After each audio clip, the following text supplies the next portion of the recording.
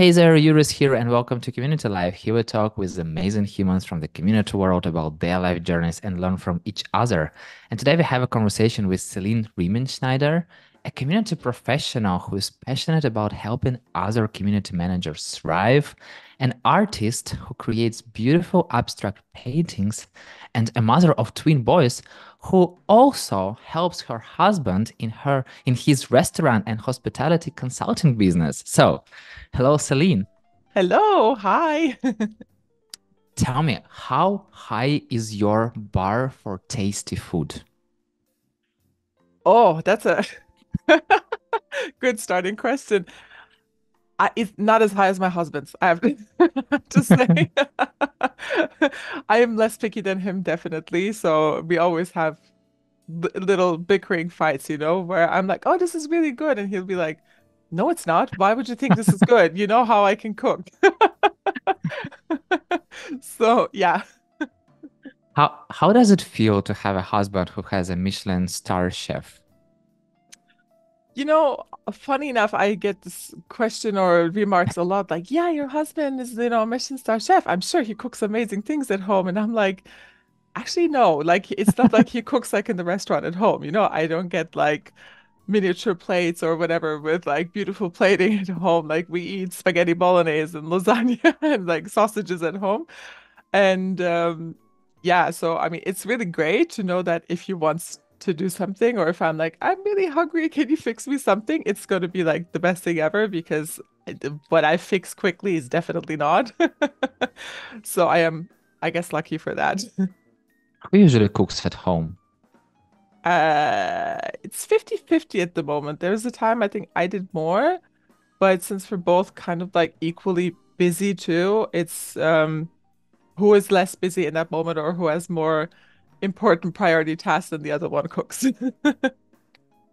What is your favorite dish of your husband, and what is your husband's favorite dish of yours? Oh, oh. I'm thinking of all his food. This is like a really good one. I think because there's a few, I'm trying to pick the best one right now. He does amazing stuff, obviously, but what I really love is he does this langoustines on top of like pearl barley. It's one of his signature dishes actually, and with asparagus, but he puts like the pearl barley, he doesn't just, cook it with water and put salt in it and stuff, but he cooks it with like oxtail, like the jus of the oxtail. Then he adds this foam that he makes from like a seafood bisque basically and adds that to it and asparagus. And then you have the langoustines on top, and it is just like so delicious. So it's definitely one of my favorite things if it's in the restaurant that I'm like, can I have a plate? Please. Yeah.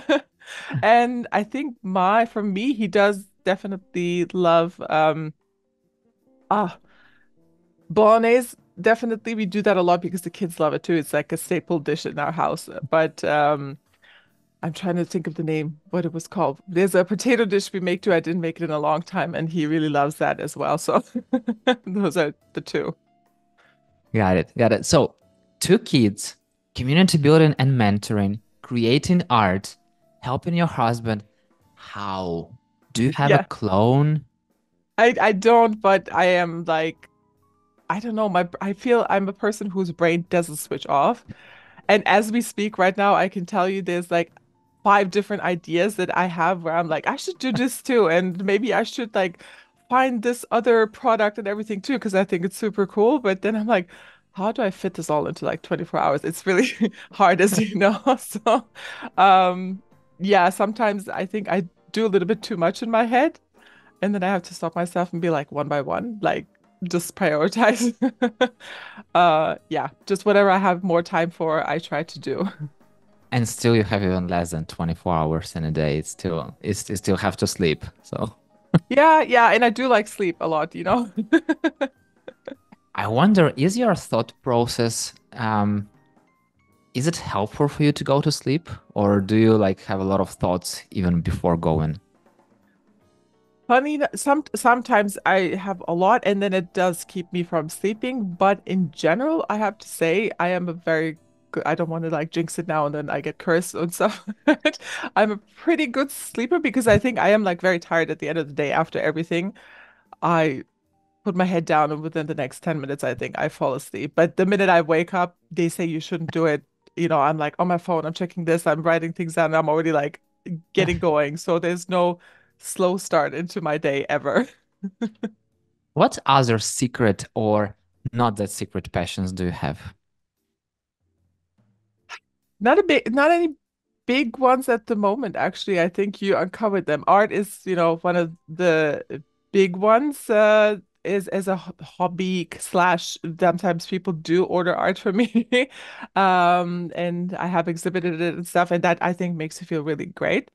Um, but not just paintings. I have actually also done, I don't know if you know what epoxy is. Mm, I have actually, wait, I have a coaster as we speak. I will show you. It's like, do you see okay, it? okay. Like Yeah, yeah. you can do different things like coasters or like vanity trays and stuff like that. So at some point we had this idea of having cool coasters in the restaurant. And I saw it on Mm. Instagram that people were making epoxy. And I'm like, I'm an artist, I can learn this. So I went to this girl who was doing like a crash course for 4 hours, and I'm like, teach me. And she did. So I ordered everything on Amazon, all the supplies you need for it. And then I made like all the coasters. Then I was like, okay, I can like turn this into a hobby too. And then I started baking jewelry and I don't know what. So yeah. I recently went to some it was I can say it was like not an auction, just some gallery with jewelries, and we found very interesting how they do. So basically, they have ring with sea glass. So basically, if Mm, there are some bottles in the sea, sometimes you find this like green, blue, yellow, small like stones, but they're not mhm. stones. It's like glass, like polished by the sea, Yeah. and they live by the sea, so they collect those small pieces and then they put it into rings and they create rings with Oh, sea wow. glass. And it was so like it's not definitely it's not super expensive. It's not like like Yeah. gold and diamonds, Yeah. but it's so unique and every piece is really unique. So you won't have two similar pieces. So I we were so impressed, and definitely my wife had one. So It must be a lot of work to make it one too. more idea for Yeah. you. Let me try Maybe. this. What does art mean for you? It means, I think, like living my creative freedom a little bit because I do feel when I'm painting, especially like in epoxy too, but I think more in painting, I feel quite liberated um to bring kind of like my passion, my thoughts process onto a canvas. And I love colors. So like most of my artwork is also not very boring in colors, I have to say. When I go like color shopping, it's always like, oh, neon pink, let me get this turquoise, let me get neon yellow, It's not like I'm gonna take black and white and I'm gonna add one more color to it. Yeah, it's definitely all the colors. What inspires you to create art? Mm, moments that happen at the time, I think just sometimes you feel you know how it is, like people who are writers probably have it too. Sometimes you have writer block and sometimes you just have like, oh my God, it's just flowing. I think it's harder when at times when you're like super stressed, but there's also times I think where you can release that stress also and just play around with colors and see how the canvas basically speaks to you. So it's a bit magical. Do you have a specific like time blocks? Okay, like okay, at 11 a.m. I'm doing art, or do you just start randomly? No, I actually have blocks where I don't like I haven't now for like 2, 3 months or so. I think haven't done anything, for example. Hmm. So it does come to time for that too, where because it's a messy process too. You have to, I mean, I don't have a designated studio at the moment. There was a time I did, which was easier because then I did go into it much more often. At the moment, it's if I were to do it, it's getting stuff out for the floor so the floor doesn't get painted on and getting everything ready. So it's definitely not a daily process at the moment. I remember your Instagram video like cleaning my things after And doing you always art. forget. It's like, oh, it's always something you forget as an artist. And then it dries and it becomes horrific, the brushes. Okay, so let's start from the beginning. Tell me about your parents. Who are they? Oh, my parents. Well, I mentioned in our private conversation before, my mom is Turkish and my dad's German. And well, he's been a banker, obviously. He's retired now. He's much older. And I grew up in Frankfurt in Germany because, well, it is the economical capital of Germany. It's known for that. A lot of the banks are here, which is, well, why we have always been here too. He's worked in his banks his whole life until he retired. So, yeah, and I always grew up between these, two cultures. So basically, we lived here, and when I was going to school, summer holidays were mostly spent going to visit family in Turkey. So that my mom had her peace of mind too, and seeing, her people. So it was kind of always back and forth. How did they meet? In university, actually quite funny. So she came here to Germany to study German literature, quite funny. And as they say, then she met my dad and they kind of met at a party and fell in love. And yeah, started dating. And then she was supposed to go back normally when she finishes, and he was like, "You're not going back, you're staying here." And they're married now for over 45 years, almost 47, I think. So Oh. long time. What is like you have two cultures basically, I mean mixed, maybe even more, I don't know, but at least two. So Yeah. German and Turkish. So what do you think is like the bigger part of you? That's a really good one. I always ask myself this too, and I ask my husband too, like, what do you think is more pronounced? Because maybe I will not have a very good opinion on this because it's about me. But I do think German is very strongly there. I did grow up here in this culture. My friends are mostly from here, but I did live in Turkey for a while too. And there are parts that are, Mediterranean culture is very different than, Germans are very like, I have that too, of course. I'm very punctual. I care a lot about punctuality. And Turkish people, for example, like, whatever, time doesn't matter. Mediterranean culture, like, whatever. I don't have that, definitely, but I am more like open to the world and different cultures and people. I am a little bit more outgoing, I think, and not so boxed up. So that's the Turkish part, I think, sometimes, because my mom was like that too. Um, so I think it's like 70% German and 30% Turkish. That's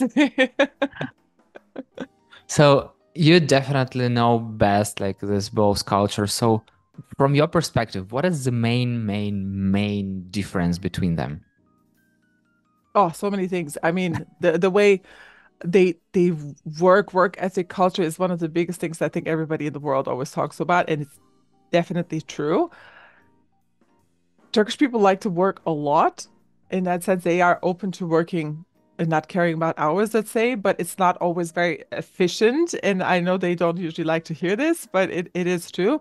Germans are like, 9 to 5, most of them. They're like, okay, my time is up.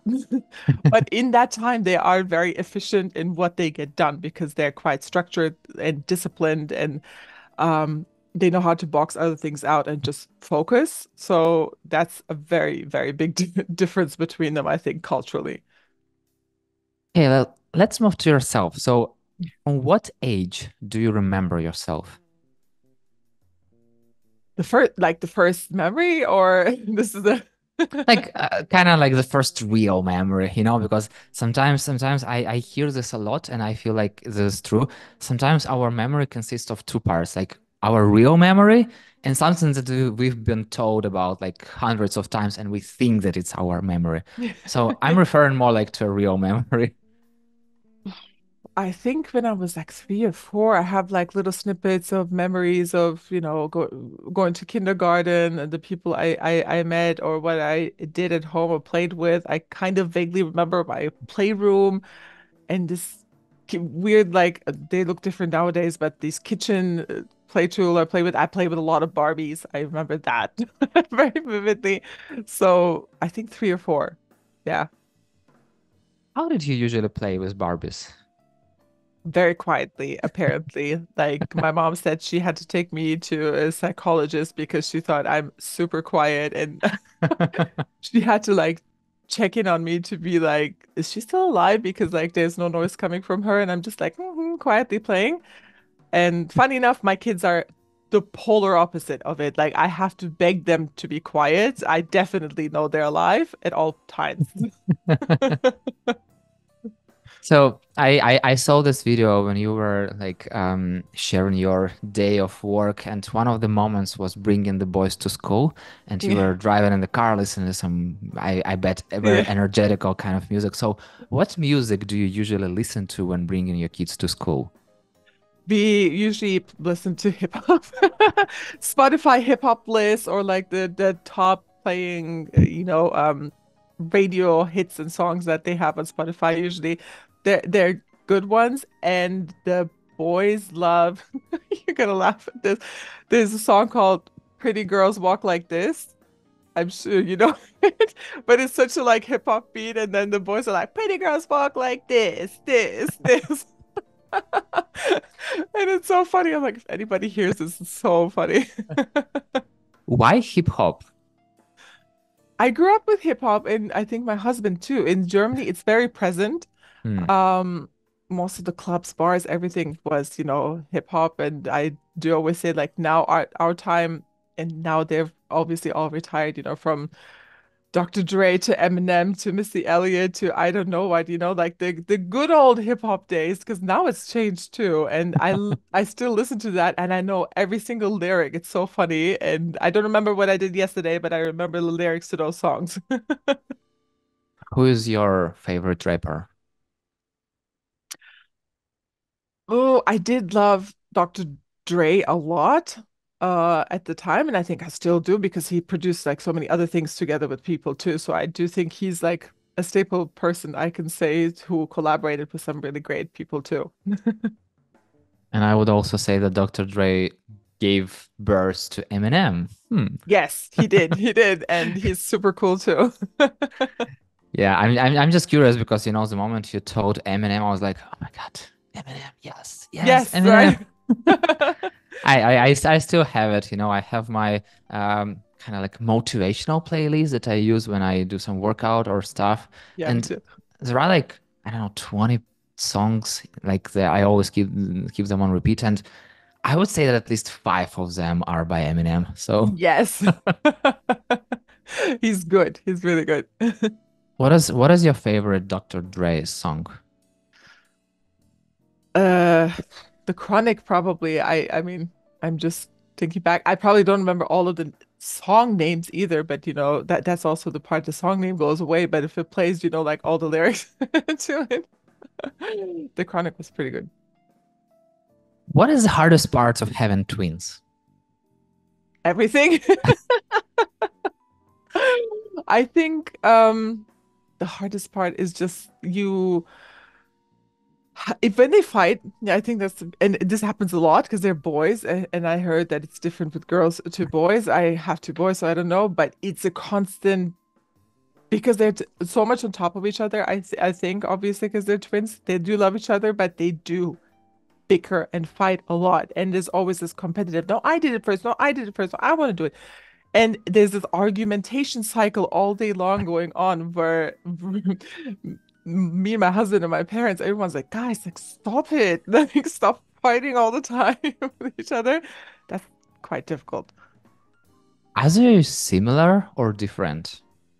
They're very different. But I have to say, they're not identical twins. So they're fraternal twins, which basically means they're like two brothers just born at the same time. Hmm, hmm. I think if you look closely, like some people think they're very alike, but then like at the playground, some people are like, "Oh, how old is the younger brother?" And I'm like, "He's not younger, they're twins." So you can like the facial features are definitely different, but like I said, also character is totally different, like super different with everything. For example. Biggest example in the way they do something is quite funny. For one of them eats, we always say, quite messy, and he loves food, and he just like stuffs it in his face. And the other one is like this little really polite guy, and he opens his mouth really wide when he puts something in because he doesn't want it to touch like the side of his mouth and get dirty. So he'll be like, and then he chews like really polite, and the other one just like gobbles everything down.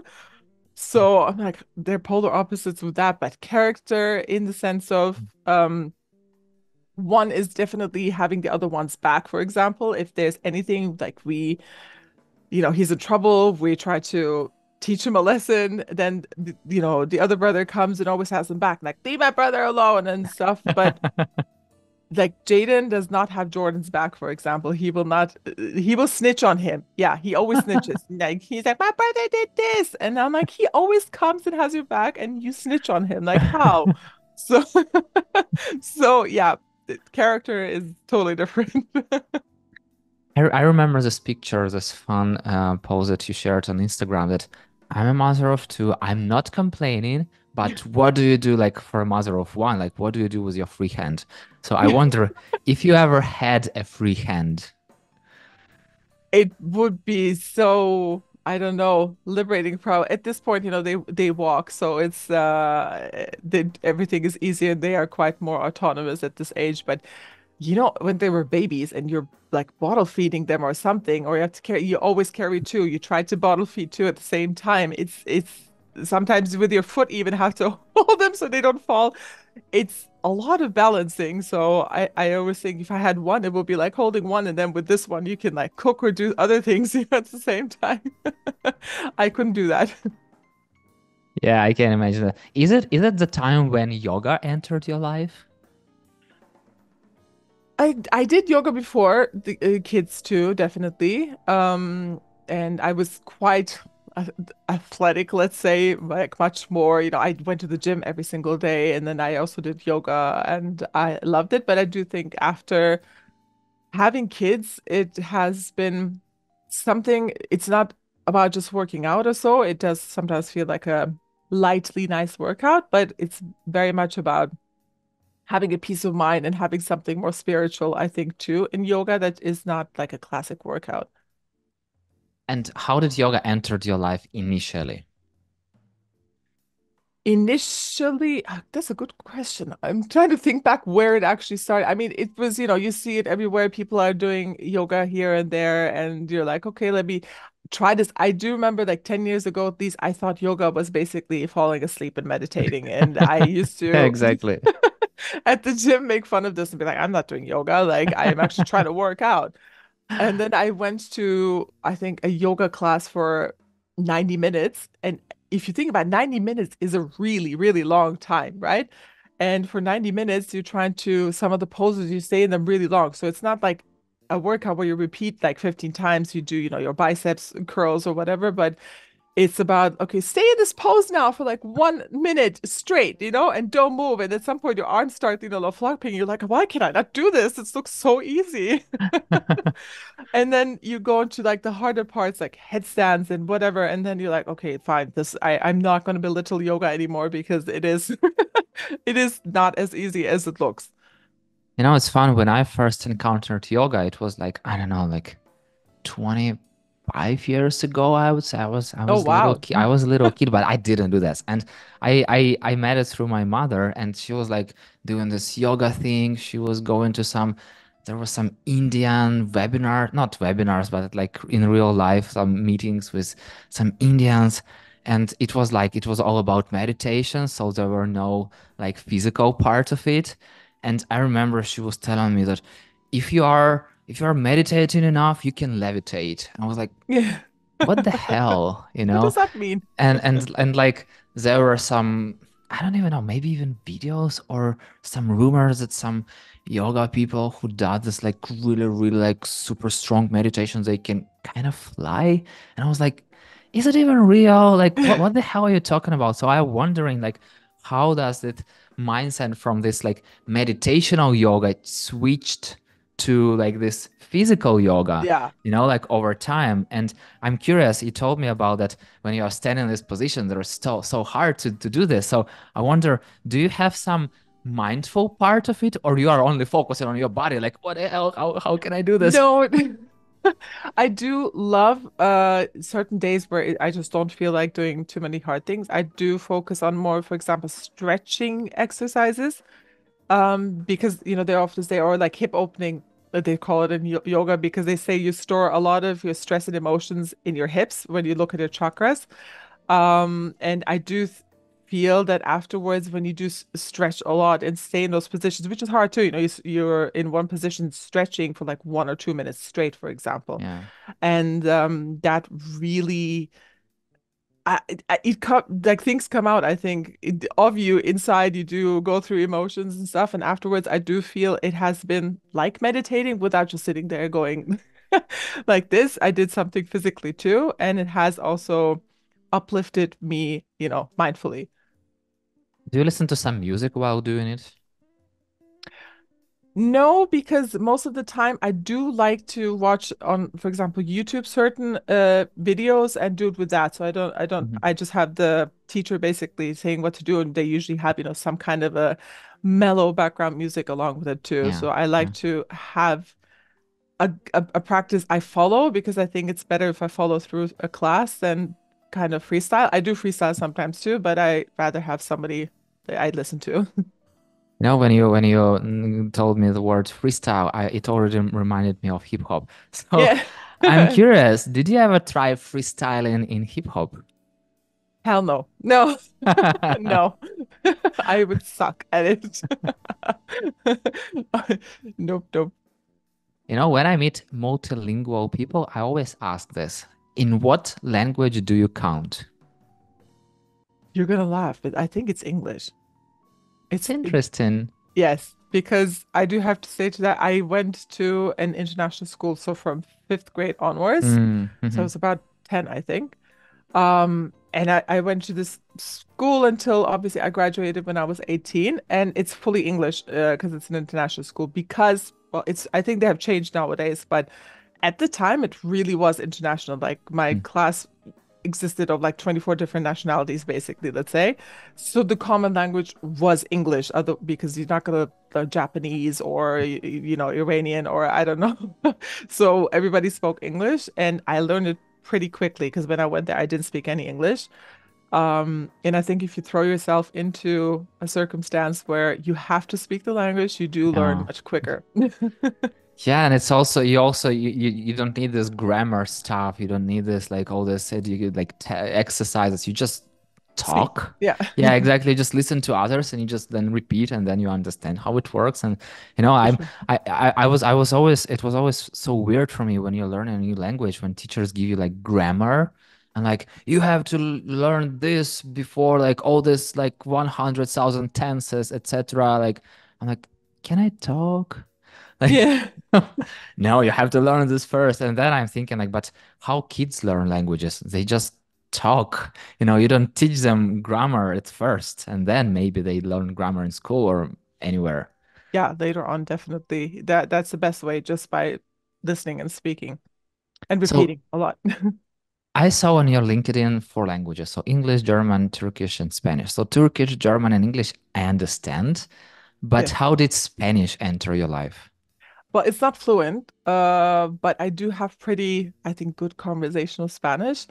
And it's because in school we had to choose like an elective of what language you want to learn as an extra, and it was either French or Spanish. Hmm. And this was a big fight between my parents of like my dad was like, she should learn French. It's like, an important language. And I wanted Spanish. And my mom's like, no, she should learn Spanish. And I said, there's more countries in the world, if you actually think about it, that are speaking Spanish and, as a population too. I chose Spanish. And funny enough, my great uncle later on married a Cuban woman. So Hmm. I have like little nieces and nephews that are, half Cuban. So she speaks Spanish. So it was nice to listen to her and try to, conversate with her and understand. So I learned a little bit from her. And then, of course, because we lived a little, I think, over a year in Spain, as I had mentioned, and there too, because you go out, you go to a restaurant, you go to a cafe, you try to order in the language as much as possible, and I had an interest for it too, so I can definitely explain the basic things, but if it goes like further, then I'm like, okay, I'm out. Yeah, it's always, it's always a blocker when you're talking about like some simple, I call it like transactional language. Yeah. It's super easy, but the moment you have to like share your emotions, oh my God, it's so hard. Yeah, that is definitely true. But I like to read, like, because I think with reading it was easy too. So I have obviously right now at Canva, I have colleagues who are Spanish speaking, and I had looked at some of their, for example, community groups or assets they share, and then I read what they write, and I understand like 80% of it. So then I'm very happy. I'm like, yes, I understand this. I can read it. Did you watch any like Spanish movies in Spanish? I don't know if I did at No, I think I've not watched all the like, Narcos and Griselda and everything where there's a lot of Spanish in between and then you hear it and then I understand it, then it has subtitles of course, but you're like, yes, I did understand this. Even the bad words. Yeah, exactly. Even the bad words. I just recall the Rammstein songs. So there are also some bad Spanish words. So are there any languages you'd like to learn? I think at the moment, no, I would like to make Spanish better. Maybe just to have like one more language fluent, that would be cool, as I said, because there's just a lot of Spanish speakers in this world, and it's nice to be like, I speak four languages fluently. French would be probably nice to have as a bonus, but I think at this point, if I haven't lived there or done anything about it, it is very hard to learn. So not Yeah, at the yeah. moment. Yeah. Are you still a Starbucks junkie? A little bit. Maybe you've seen it. I was working from it yesterday, and I have this. Wait, I don't know if you see because the thing is, they Yeah. come from Starbucks too. Okay, that's I'm I shouldn't be, I know, but yeah, I am. I like the different crazy flavors they have. what do you have a favorite drink there? You're gonna laugh actually. So I used to love drinking coffee and I actually quit drinking coffee like 2, 3 months ago or something.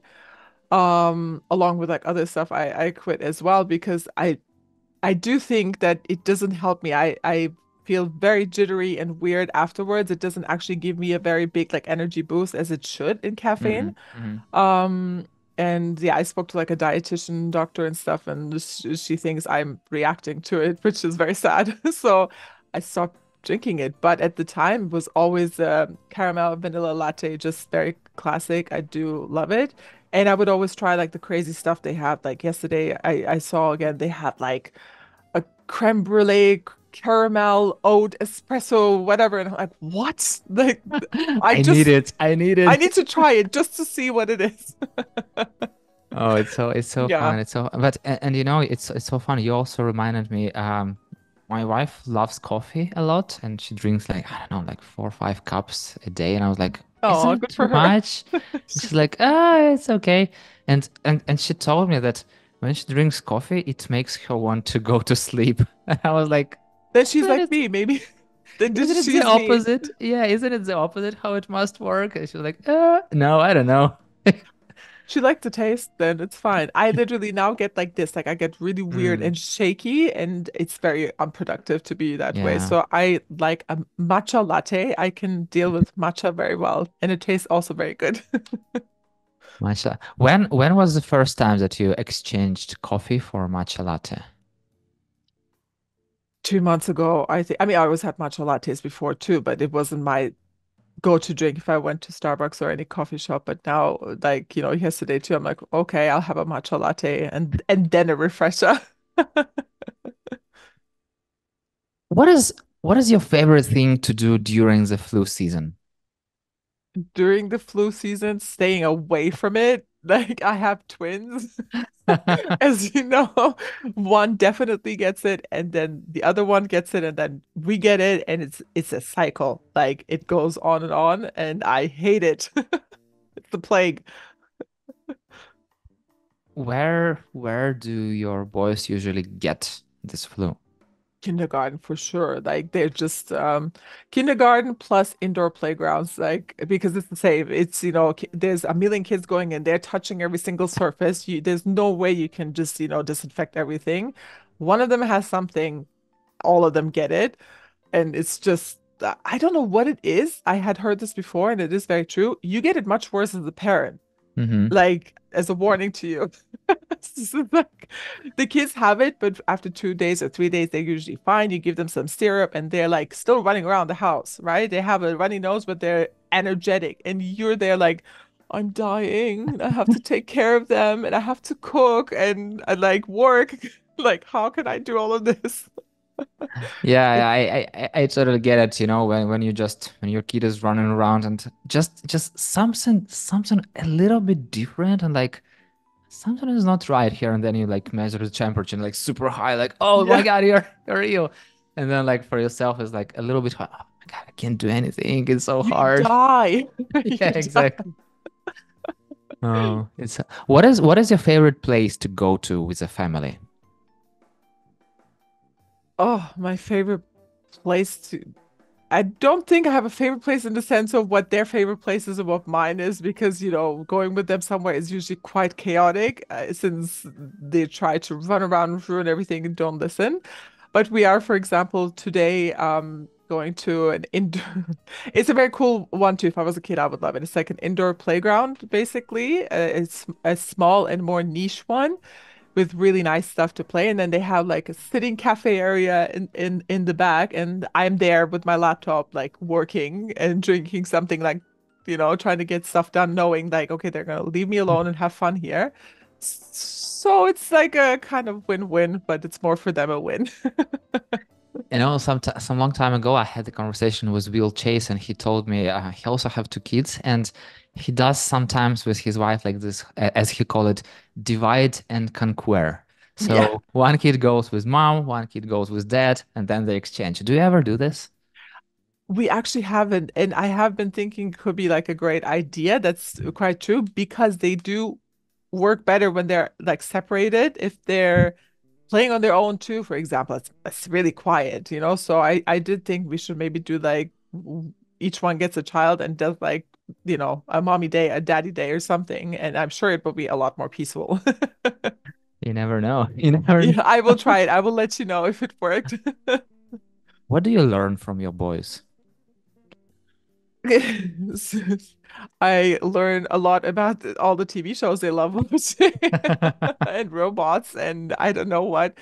But I learn how development works and how they learn things and how they take it, into their tiny little brains and how quickly they take it into. And I think that's something you never really understand or appreciate until you see it. You say one thing and tomorrow they say it too, and you're like, where did they get this word from, for example?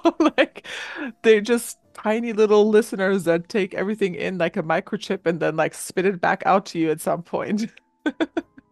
What is your favorite TV show that they watch? It well, the TV sh things they watch, there's so many show. Actually, there's ones I like and they don't necessarily like it as much as I do. For example, like I love the movie Pets from Pixar, and I'm like they have watched it. I don't think they love it as much as I do.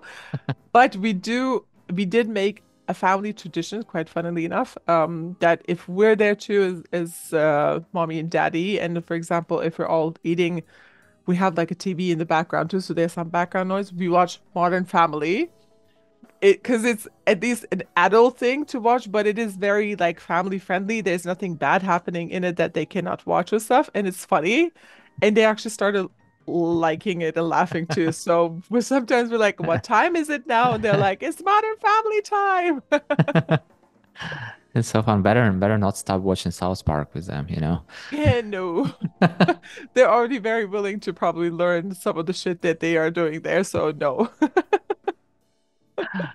Yeah, you talked about pets, and I feel like all those Pixar movies are really made for adults.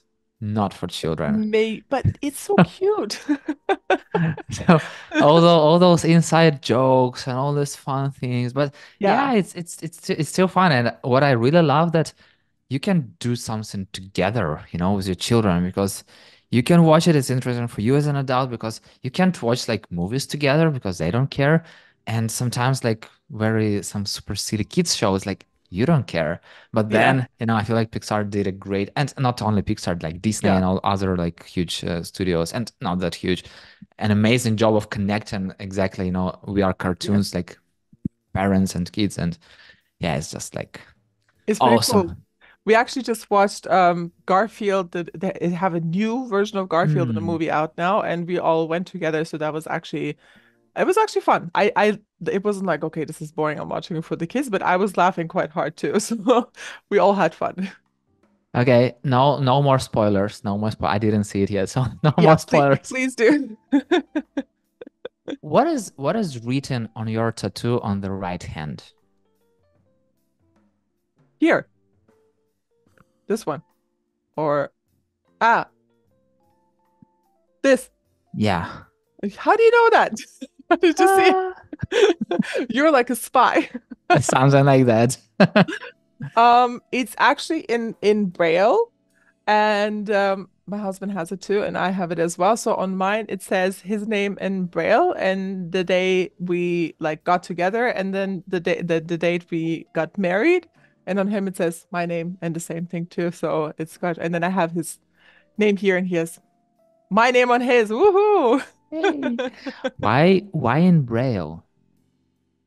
Oh, we thought it would be cool that it's not just like very openly able to Yeah. read. And we were on our honeymoon, and we were in a very good tattoo shop in Bangkok, actually. It's like, it's not a dodgy one. It's like, it has studios in like New York, Paris, and like Bangkok too. And we got a couple of things. So we were like, this is pretty like different. It's not something everybody has. I think that's kind of interesting to me in a tattoo. And Braille was just one of those things that obviously not everybody can read or understand, and we just know what it is and it looks nice. Who had this idea? I think Michael found it, he saw it somewhere, and then we started looking at it. We looked around on Pinterest. Of course, everyone looks at Pinterest. And we're like, yeah, this looks really good. And then we, tried to find it, how to write it and everything. And then we got it done. Yeah. Yeah. Now it's so cute. But we have another one here too. And another one somewhere Yeah, else. yeah, if you do. Lots of tattoos. I feel like that's exactly how you say that you love your husband and your husband loves you without saying it out loud. So, Yes, exactly. We even forget sometimes I still have it. so I have this question that some of previous guests asked. So, when was the last time that you felt accepted, that when you felt like you belonged? Oh, good one. I actually I think it was 2 nights ago now. We went together with my husband to an event actually my friend organized now for the second year in a row. It's called the Female Start Aperitivo here in Frankfurt, and it's Hmm. basically a part of a roadshow for female founders. So it's like a pitch night. There was 9 different female founded businesses. They pitched it. There's a jury, and the jury is basically like investors and VCs and everything. And I was previously to getting married, but when I was married to, but like having kids, I was a lot more active, let's say, in the startup scene here. Um, and then, of course, we moved around and everything. And then we came back now. And 2 nights ago, I was there, and I said exactly, I think, this to my husband. I was like, I feel like an adult because it was so nice to like go out, mingle, and network amongst adults without, having to run after the kids, not in a bad way, but, it is nice to have that time for yourself too. And, there's people I knew from back then and stuff, and like, really amazing people I met through too. And I was like, yes, I belong here. I feel really comfortable in this ecosystem. And I said that to him, and I was like, I want to be like more active in this, like here too. So, good question. Celine, I wish to have the sky as a limit to our conversation, but time is a limit. So let's jump to the rapid fire questions. All right. Yoga or walking with a dog? I have a dog, so I have to choose walking with a dog, right? It's up to you, Like, But normally actually yoga is something good for myself. The other one is good for the dog to release itself. matcha latte or champagne? Matcha latte. You will laugh. What are your favorite color and song? Favorite color? Ooh, tricky one. I love so many colors. I'm gonna say pink. I see something pink here right now too. And favorite song? I don't think I have a favorite song at the moment. Is that possible? Am I like out? Power. Exactly, totally. If you were a superhero, what superpower would you have? Oh, I would love to listen to people's thoughts. I think that would be like so intriguing to hear it, what's going on in here. You just reminded me this movie. I don't remember the There name was of this the movie, right? actor, like The the what the woman, woman thoughts or something like that. Yeah, exactly. what men, what men think or something. I think Or there was what one or like that what too. women think. Because I feel like the main character was man who heard I women's think there's thoughts. two sides. There's one also with Ah, a woman okay. hears all the men and she hears like what all of them think and she's like, oh, like what? Yeah, okay, got it. So, who do you learn from? Name just one person. Who do I learn from? I'd say my husband. It's we do exchange a lot of creative thoughts and processes and not just, relationship wise, but we think quite business together too. So him. Name two people whom I should definitely reach out to and have this conversation with. I think I have to think who you didn't speak to yet. I think that's the harder No, no, question. no. You have to think about like who are on your mind. It's like not about Oh, who the are list. on my mind? I would say Baru. Baru. I am having a trouble saying her last name. Dwaraknath, I think you speak it. She's Indian. She's super cool in the community space too. And Abeli Putsep from Remote Daily. Definitely. Ask it forward. It's like paid forward, but with questions. So ask a question that a future guest will have to answer. What, this is a good one I had asked you as an icebreaker. What's your least favorite house chore to do? It's very interesting. I can imagine that. Is there one question that I definitely should have asked you but didn't? I don't think so. You've asked a lot of really great questions. I'm like, is there something you missed? Got it. Got it. Okay. Celine, first of all, thank you very much for this conversation. It's our first Zoom meet, which is so weird, like as I Yeah, as I told you in the beginning, it's so weird. It feels like we know so many people in the community world, and then like, oh, really? Is it our first conversation on Zoom? yeah, Oh, for sure. or in person? Oh, yeah. Okay. But even from the first conversation, I feel like you're I'm trying to find words. So kind of soulmate, because Oh, what you were yeah, talking about, I have so many things to relate to, and yeah, cool. it was like I was thinking myself like, is it real? Like okay, like yeah, I feel pretty much the same. So yeah, thank you so much for sharing Thank your you. human side and yeah, for being such open. So I mean, it's such a natural conversation. I have to thank you. I didn't even realize the time I could talk for another 2 hours probably without noticing. So thank you for making it feel so, you know, relaxing, like a conversation between friends. and yeah, that's exactly how it meant to Yeah. be. And see you in the community world.